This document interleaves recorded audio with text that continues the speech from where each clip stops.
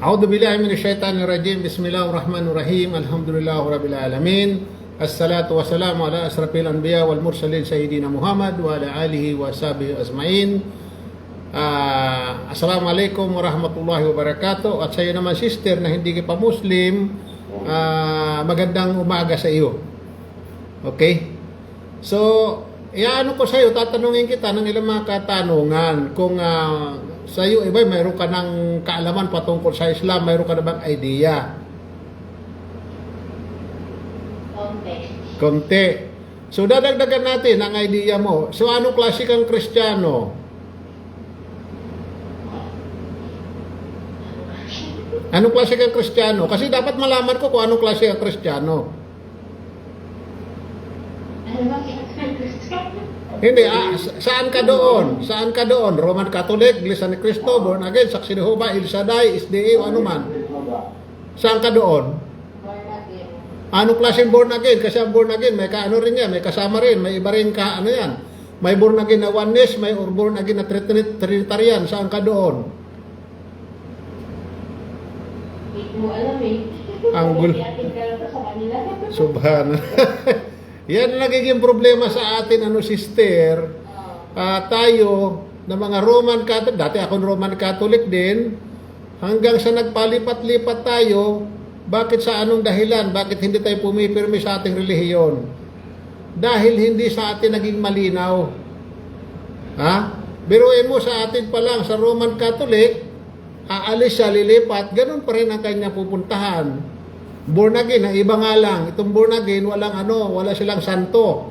Pero isa pa rin ang paniniwala, patungkol pa rin kay Jesus na anak ng Diyos o Diyos na katawang tao. At bukod diyan sa born again, mayroon parang kahati na born again, yung Trinitarian at saka yung oneness. Andiyan sila Villanueva, isa rin born again yan. For Watts, born again din yan. At kung ano-anong mga ano yan. So ito sister, ipapaliwanag ko sa iyo.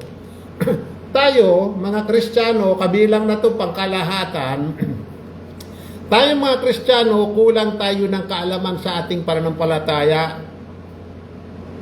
Kulang tayo dahil hindi tayo inuobliga na magbasa ng ating Biblia. Hindi tayo inuobliga doon. Kasi yung aral natin na ating kinamulatan, yung ating sinusunod, namatay si Jesus, napako sa krus upang tubusin ang ating kasalanan. Kaya tayo mga Kristiyano, bakit kinakailangan mo pang magsamba? Bakit kinakailangan mo pang aral? Kung tinubos na ni Jesus, magiging walang silbi. So ito yung aral na ating nakuha. Kaya nakita mo sa atin sa Kristyanismo, isang ating Biblia na ginagamit, pero nagkahati-hati pa rin tayo, nagkaan pa rin tayo, nagkaroon pa rin tayo ng pagkakabahagi. Dahilan sa problema natin ang ating kakulangan ng kaalaman. So ang Islam sister, napakasimple lamang. Sa Islam itinuturo na wag tayong sasamba sa iba. Bukod kay Allah, yung lumikha ng lahat ng bagay. Kinakailangan siya lamang ating pagsilbihan at lahat ng ating ibada o pagsamba ay patungkol lamang sa Kanya. Kaya mga Muslim, makikita mo saan man sila sa lupalop ng mundo, kapag tinanong mo kung sino ang Diyos nila, alam nila kung sino si Allah, sasagutin yan si Allah. Pero sa atin, sa Kristyanismo, magkaiba-ibang pangalan ng Diyos natin. Hindi pa pangalan yon, mga titulo lang. Andiyan si Yahweh, si Jehovah, si God, si Lord, si Panginoon, si Papa Jesus, si Ama. So yan nagiging problema natin. Po, inshallah sister, ngayon sa araw na ito, maging malinaw sa iyo ang Islam. Ang Islam ay simple lamang. Ito ay salita na napakahalaga. Ang meaning ng Islam, ito ay batas, panuntunan ng buhay na naayon sa gustuhan ng nag-iisang Diyos. Ito mayroon pa utos na kahulugan. Ito'y pagsunod, pagsuko, pagtalim at pagpapasakop sa nag-iisang Diyos.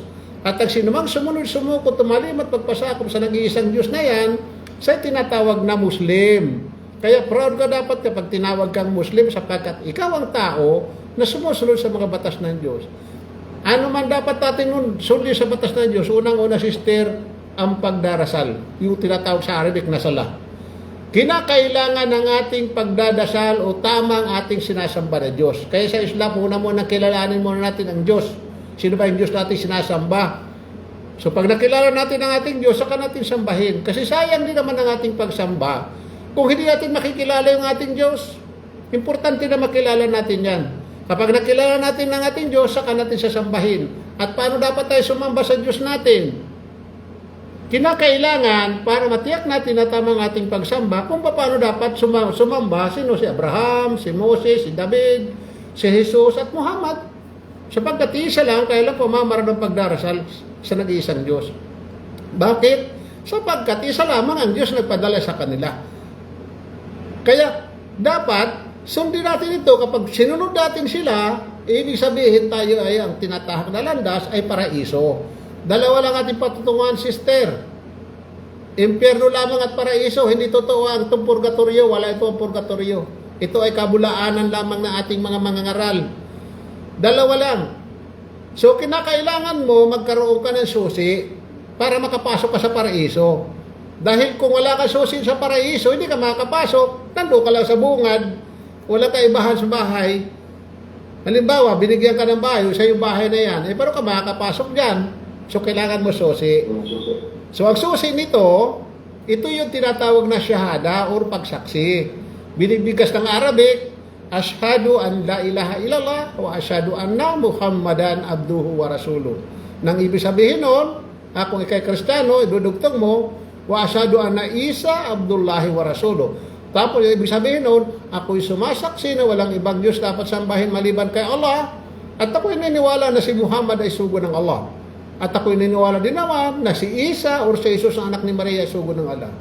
Was na binigkas mo na hindi ka naman tinakot, hindi ka pinilit, naintindihan mo, tanawaan mo, sinabi ni Propeta Muhammad sa salam, ang huling propetang ipinala ng Diyos dito sa lupa, nagaan naman kalaki ang iyong nagawang kasalanan at ibuburahin sa iyo at ituturing ka na parang bagong silang. Kaya mula doon sa araw na yon, ikaw ay tuturuan unang-una muna paglilinis sa iyong sarili, kinakailinis mo sarili mo, at kung magsasagawa ka ng sala, para magdasal ka sa sala, kinakailangan turuan ka pagpapagudo at kinakailangan tamang kasuotan, tamang lugar, kinakailangan natatakpan ang buhok mo, natatakpan ang iyong braso, natatakpan ang iyong binti. Kailangan hindi makita yan. Pero sa atin, hindi tinuro ng ganoon. Sa ating kakristyanuhan, pwede tayo magpunta sa simbahan na halos luwa na yung ating bundok yung sa kababaihan, tapos nagpaka-short pa. So, ganun ba dapat ang ano? Ganun ba ang ating dapat pagsamba? Diyos natin yan eh. Dapat kinakailangan purma lang ating kasuotan, kagalang-galang. Kung paano ang suot ni Maria, dapat ganun din kayong kababaihan. Maging kami, hindi kami pwede mag-short. Nakikita ng aming tuhod. Hindi pwede. Kinakailangan sa tama dahil bakit? Makikipag-ugnayan tayo sa ating Diyos. Maghihingi tayo ng kapatawaran sa ating managaw kasalanan ng segundo, minuto, at tayo ay humihingi ng pabor sa Kanya na tayo ay pagkalooban ng Kanyang gantimpala, mga biyaya dito sa lupa hanggat nandito tayo. At kung sakali dumating sa kabilang buhay, pagkaloob sa atin na pinakamataas na antas ng paraiso. Yun ang Islam, sister. At mula doon, marami kang tuturo sa iyo, paano ka dapat kumain, gagamitin mo kanan mo, pagtanggap, pag-abot kanan, paghugas sa mga private parts mo, kaliwa, pagdampot ng marumi. So, hindi mo pwedeng gamitin sa pagkain ng iyong kaliwang kamay sapagkat dito kumakain ng saitan. So, mababago ang buhay mo ngayon at tuturuan ka kung paano pagsagawa ng sala, yung binibigkas ng sala, unti-unti hanggang sa ikaw ay matuto sapagkat ang isang bata, ano bang alam ng isang bata, sister? Di ba? Walang alam ang bata. So, kahalintulad ang bagong yakap sa Islam. Kaya yon, halimbawa, hindi mo alam, magtanong ka sa mayroong nakaalam. Huwag ka magtatanong sa walang alam sapagkat wala ka matututunan. Yun ang kagandahan sa Islam. Huwag ka magtatanong sa walang alam. Kinakailangan magtatanong ka doon sa may mga kaalaman sapagkat sila ay makakakuha ka sa kanila ng kaalaman. Sapagkat, sister, ang kaalaman, ito'y obligado sa lahat ng Muslim, bata man, matanda, babae o lalaki, ito'y inuobliga na matuto. Kaya mga Muslim, inuobliga na may memorize niya ang kanyang ang Quran sapagkat itong Quran, sister, ito ang ating manual ng ating buhay. Kapag hindi mo binasa ang iyong manual, sister, ang iyong manual, hindi mo alam kung paano ka mamuhay ayon sa kagustuhan ng Diyos. Kaya kinakailangan mo basahin mo. Para malaman mo, ganito pala ang kumain, ganito pala ang matulog, ganito pala ang manamit, ganito pala ang lahat ng ating ginagawa dito sa ibabaw ng mundo hanggat nandito tayo. Na kung sakali tayo ay darating sa atin ang kamatayan, tayo alhamdulillah, mamubaga hindi tayo pahihirapan ng Allah subhanahu wa ta'ala sa kaparusahan sapagkat sa aral ng Islam, sa libingan ay mayroong parusa. Wala pa sa arting na araw paghuhukom sa libingan pa lang. Kaya, napakahalaga na atin ito alamin, malaman natin ang mangyayari sa atin sa libingan. So, yun ang aral ng Islam, sister, na hindi naiaral sa mga ibang manangaral. Malinaw sa iyo, sister? Pwede ka magtanong. Kung mayroon kayo tatanong. Libre ang tanong. Walang problema. Ha? Tungkol saan? Lahat ng gusto mong itanong, gusto ko sa Kristyanismo, sa Islam, lahat ng katanungan, sister, itanong mo. Dahil, inshallah, kung kaya ko naman ipaliwanag, ipapaliwanag ko sa iyo. Kung hindi ko naman kaya, sasabihin kung hindi ko kaya yan. Walang problema. Hindi ako pwede sumagot nang ayon lamang sa aking sarili. Na kailangan, mayroon akong katibayan at patotoo ng aking sinagot nasa Quran at nasa aral ng Propeta Muhammad sallallahu alaihi wasallam. Okay, sister? Malinaw sa iyo? Sigurado ka? Ha? Ha? So ngayon malinaw na sa puso mo. Handa mo nang isoko ang iyong sarili sa nag-iisang Diyos sa pamamagitan ng pagsaksi o shahada. Malinaw na sa iyo? Ha? Okay. Kung ganon, sundan mo ako. Aarabikin ko muna. Pagkatapos ko tatagalogin para maunawaan mo ang iyong binigkas. Pagkatapos nun, tuturuan kita kung paano ang mga dapat mong gawin para ikaw ay maging tunay na tagasunod ng mga propeta, lalo-lalo na kay Jesus. Okay? Itaas mo kanang kamay mong ganito. Taas mo. Okay. Bismillah. Kanan ha, kanan ha, kanan. Kanan ha, kanan. Okay, bismillah. Ashhadu an la ilaha illallah wa ashhadu anna Muhammadan Rasulullah wa ashhadu anna Isa Abdullahi wa Rasuluh. Tagalog ha? Rasulo. Tagalog. Ako'y sumasaksi na walang ibang Diyos na karapat dapat sambahin maliban kay Allah. Ako'y sumasaksi na si Muhammad ay sugo ng Allah. Ako'y sumasaksi rin na si Isa or si Jesus na anak ni Maria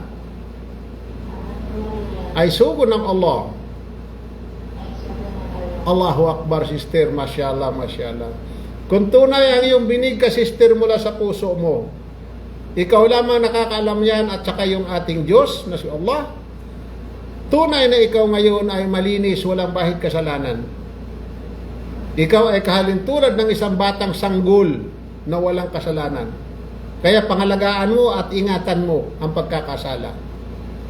So ang una mong gawin, mamaya, paliguan mong sarili mo. Maligo ka lang, normal na paligo. Sa Islam, hindi na kinakailangan ilublog pang ulo mo sa tubig para tanungin kung nakita mo si Jesus. Hindi mo na kailangan yan. Basta ikay sumasaksi na walang ibang Diyos kang ibang pagsasambahin kundi si Allah lamang, at sinasaksihan mo na si Muhammad ay sugo ng Allah lamang, kaya mo sasambahin si Propeta Muhammad, at sumasaksi ka rin na si Isa, sa Jesus o si Isa na anak ni Maria ay sugo ng Allah. Kaya wag mo sasambahin sila sapagkat sila ay mga sugo lamang o mga alipin ng Diyos. Ang sambahin mo, yung Diyos na nagpadala ng mga propeta at lumikha ng kalangitan at kalupaan at nagbigay sa iyo ng mata, ng tainga, ng bunganga, ng katawan, masyala ng mukha na napakaganda. Kaya, naway sister, huwag mong pagtatambalan si Allah. Pag pinagtambalan mo si Allah, ikaw na ang pinakatalunan sa balat ng lupa. Sapagkat paparusahan ka niya ng impyerno magpasawalang hanggang ka doon. Subalit, kung hindi mo sa pagtatambalan, ano man ang nagagawang pagkakasala, ito'y buburahin sa iyo ng Diyos at ikay papapasukin sa kanyang paraiso at mamumuhay ka doon magpasawalang hanggan na kasama ang iyong habibi. Allahu Akbar. Napakapalad mo, sister, sapagkat sa araw na ito ay pinili ka ng Allah subhanahu wa ta'ala upang ikaw ay kunin mula sa kadiliman dalhin sa liwanag, sapagkat ang Islam ay liwanag at ito ang tinatahak na landas patungo sa paraiso. Naway sister, pagkalooban ka ng Allah subhanahu wa ta'ala ng kapayapaan sa iyong puso, kaligayahan, kayamanan, kalusugan, karunungan at mga bagay-bagay na kakailanganin mo dito sa mundo. At higit sa lahat, insyaallah sister, ipagkaloob sa iyo ang pinakamataas na antas ng paraiso at iligtas ka sa kaparusahan sa impyernong apoy at ganun din sa libingan at pangalagaan ka laban kay Dajjal o yung Antikristo. Naway, insyaallah sister, may sa buhay mong Islam. Kaya kung meron ka mga katanungan, huwag kang magtubili na magtanong sapagkat ang nagtatanong mayroong hinahanap. Magtanong ka, i-add mo ako sa aking Facebook. Mayroon akong online class every Sunday. Kung pwede mag-attend ka sa online ko every Sunday 10 to 11 ng AM. 10 to 11 ng AM. Yan ang aking oras. Mga sister lahat yun, puro mga babae. So, para mayroon kang matuto ka ng mga unang-una, yung pagsasagawa ng wudu. Ang pagwudu kito, magbibismillah ka muna, huhugasan mo yung unang kanan na kamay 3 times. Ganon din ang kaliwa 3 times. Pagkatapos magmumumog ka 3 times, tapos sisinghot ka ng tubig, dito sa ilong, sisinga mo naman ng kaliwa 3 times. Pagkatapos maghihilamos ka 3 times. Pagkatapos noon, kukuha ka ng tubig, itataas mo at hugasan mo ang iyong braso, lampas ng iyong siko 3 times.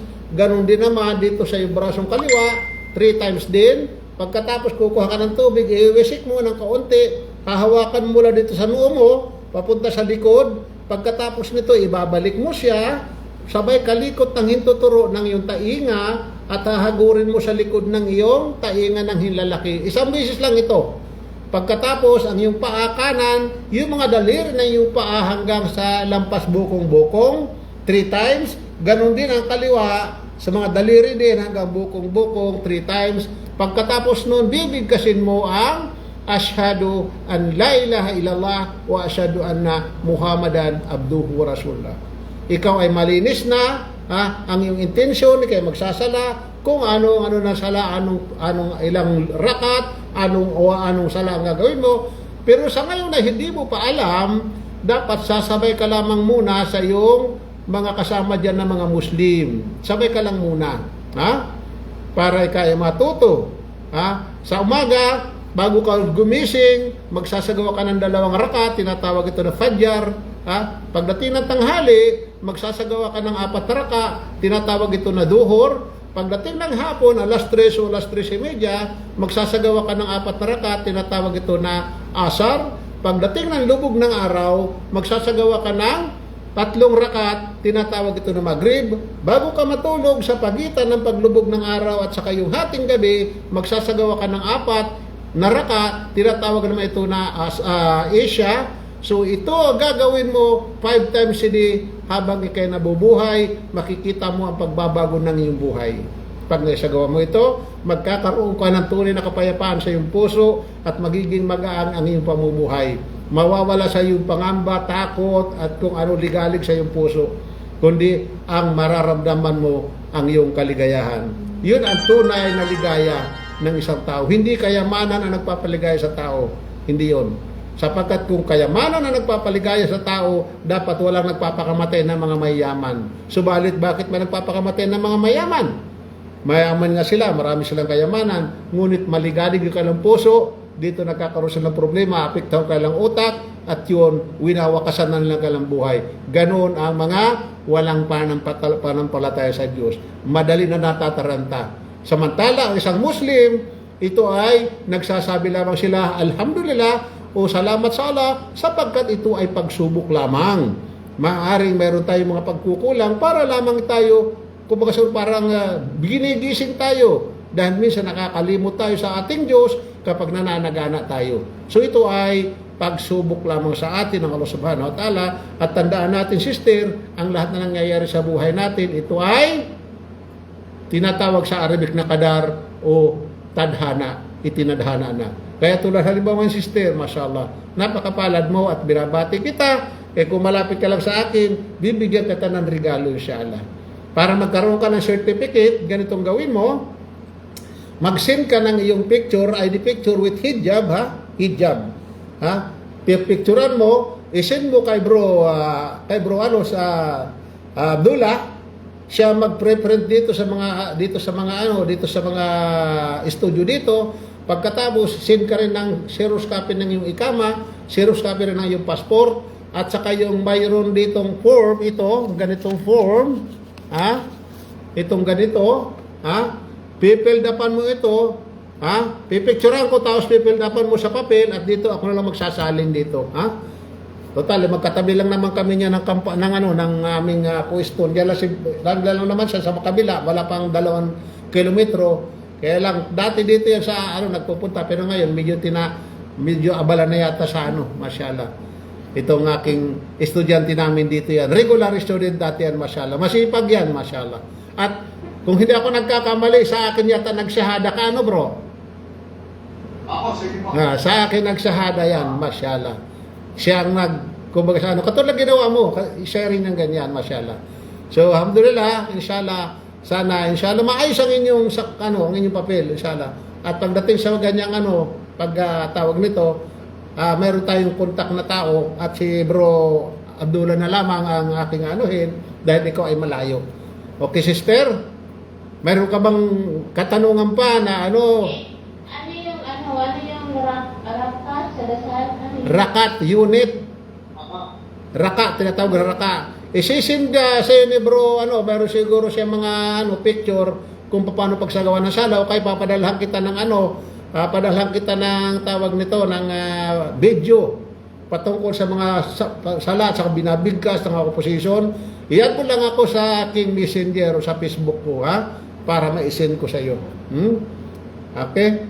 At hindi ba magiging problema sa pamilya mo? Alam ba anong pamilya mo na ikaw iyayakap sa Islam? Baka magkaroon kayo ng hindi pagkakaintindihan. Okay lang, wala naman. At actually, sister, kung ang tao, halimbawa, ang tao alam lamang niya, maunawaan niya ang aral ng Islam, walang sino man tatanggi dito, sister. Tutunay yan. Walang sino tatanggi. Tunay. Nagiging problema lamang nito kasi narinig nila, halimbawa, Muslim, terorista, ang daming asawa, traidor, sama ng ugali. Yun ang narinig nila. So, huwag natin tingnan ng Muslim. Huwag niyo akong tingnan. Hindi ka magmo-Muslim. Bakit? Tao lang ako. Nagkakamali ako, nagkakasala. Tingnan natin yung tinuturo ng mga Muslim. Tingnan natin ang Quran. Dito. Malalaman mo kung paano ka dito mamuhay. Salungat ito sa nakikita natin sa mga Muslim, mangilan na naman. Pero mas marami pa rin ang mga Muslim na matitino. Katulad halimbawa ang Muslim sa Kristiyano. Ang Kristiyano mga tao, hindi naman lahat ng Kristiyano matino. Marami naman sila gulo ng Kristiyano, may mabuti rin naman. So ito'y mga tao lamang. Likas na sa atin yan, nagkakasala at nagkakamali. Dahil kapag di tayo nagkamali, ibig sabihin, hindi tayo tao. Nagkakamali tayo, tao lang tayo. Normal yan. Kaya wag natin pero natin pagkakamali, pagkakasala natin, pinapatawad tayo ng Diyos. Sapagkat alam ng Diyos na tayo nilikha niya, nagkakamali tayo at nagkakasala. So mahalaga tayo, naghihingi sa Kanya ng kapatawaran, nagdadasal tayo sa Kanya, humihingi tayo ng patnubay niya. Dahil kung sasamba tayo sa iba, mahirap naman yan. Pag sinamba mo si Jesus, kaya nagyari sa Kristyanismo, nasamba si Jesus, nasamba si Maria, nasamba si Manawag, nasamba si Nazareno, nasamba San Antonio, San Agustin, San Nicolas, subhanallah. Biruin mo yung kasalanan ng tao, napakabigat yun. Tinatawag sa Arabic yun na circle akbar, yung malaking shirk. Pagtatambal, malaking kasalanan yan. Kapag namatay ang isang tao, habang siya nagtatambal sa kanyang Diyos, ang halimuyak ng paraiso hindi niya matitikman at mananatili siya sa impyerno nga po'y magpasaulang hanggan. Hindi ako may sabi noon, kundi ang sabi ng banal na Quran. Banal na Quran, ang sabi ng Diyos, hindi ako. Kaya wag na sana sa akin magagalit halimbawa ang mga tao na kung gano'n na aking sinasabi sapagkat ako'y nagsasaysay lamang ng katotohanan kung ano ang sinabi ng Diyos na bala dito sa banal na Quran na kanyang ipinahayag sa kanyang huling propetang si Propeta Muhammad SAW. Okay, sister, malinaw? Alhamdulillah, mashallah. So, inshallah, sister,